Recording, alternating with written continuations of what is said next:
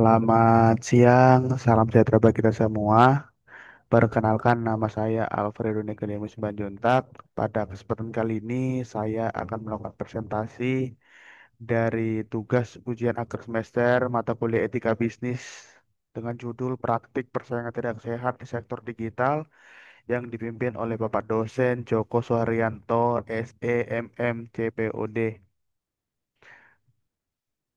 Di sini saya mengambil latar belakang melalui yaitu Grab dan Goto yang akan melakukan merger yang merupakan dua startup terbesar digital di Indonesia. Isu merger ini diduga akan memicu kekhawatiran soal monopoli. Banyak pihak menilai penggabungan tersebut akan mematikan pesaing kecil. Komisi Pengawas Persaingan Usaha ikut menyoroti dampak etis dan ekonomisnya. Kasus atau isu etika bisnis yang dibahas di sini yaitu jenis isunya praktik monopoli dan persaingan tidak sehat, kasusnya merger Grab dan Goto yang dinilai berisiko menciptakan dominasi pasar tunggal, menghambat persaingan dan kelancaran persaingan usaha sehat. Analisis etika bisnis yang digunakan yaitu analisis deontologi. Merger yang mematikan persaingan bertentangan dengan prinsip kewajiban menjunjung tinggi fair competition dan etika profesionalisme. Yang kedua yaitu utilitarianisme. Walau memberi efisiensi, merger mengurangi manfaat bagi konsumen karena sangat sedikit pilihan dan harga bisa dikendalikan satu entitas. Dampak pada stakeholder yang pertama di bisnis, pesaing baru sulit bertahan dan menghambat inovasi di ekosistem digital.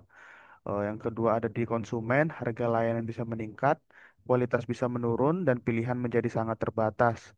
Dampak di masyarakat, risiko oligopoli digital dan hilangnya kompetisi lokal yang sehat. Kasus dan regulasi terkait. Rencana merger antara Grab dan Goto mendapat sorotan tajam karena dinilai berpotensi menciptakan monopoli di sektor transportasi online digital. Keduanya menguasai lebih dari 90 pangsa pasar. Dan jika merger terjadi, pesaing baru akan kesulitan masuk ke pasar.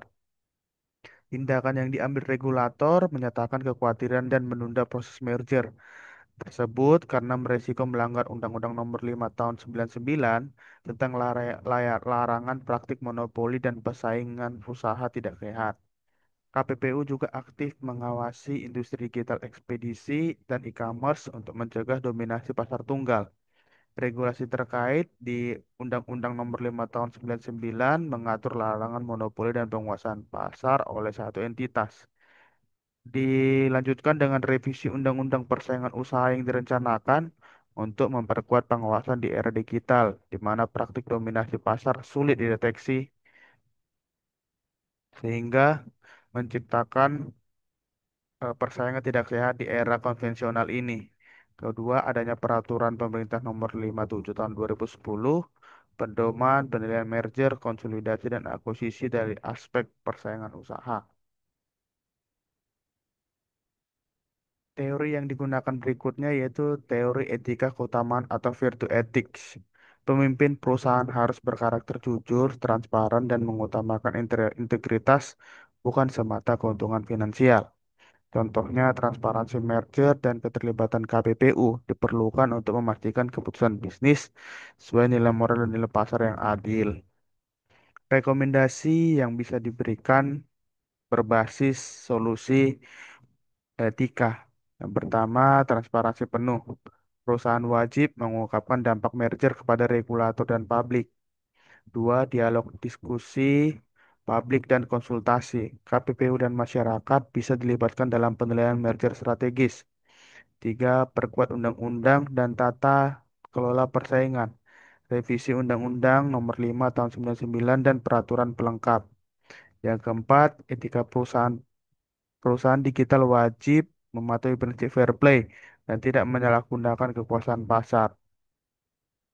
Praktik baik dan pembelajaran dari kasus ini. Pembelajarannya, KPPU harus lebih proaktif mengintervensi pada tahap awal merger dan akuisisi di sektor digital.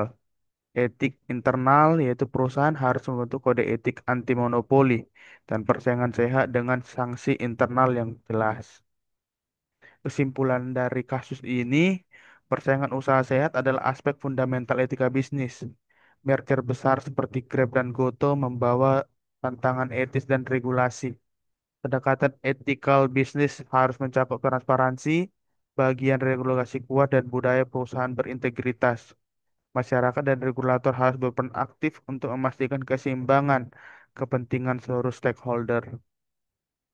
Terima kasih, demikianlah presentasi saya mengenai judul praktik persaingan tidak sehat di sektor digital.